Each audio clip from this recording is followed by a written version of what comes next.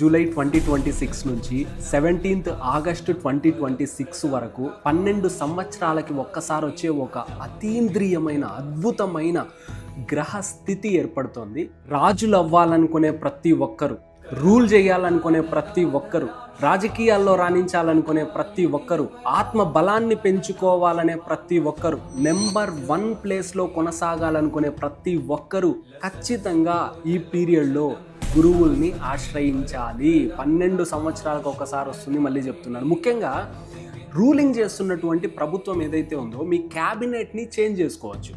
ఎవరైనా అద్భుతంగా రాణిస్తూ ఉండి వాళ్ళకి మంత్రి పదవులు ఇవ్వకపోతే ఈ టైంలోనే మార్చుకోండి, మీకు మరింత పేరు అనేది పెరుగుతుంది. ఈ సమయం దాటిన తర్వాత చేంజ్ చేసుకున్న అంత యూజ్ ఏమి ఉండదు.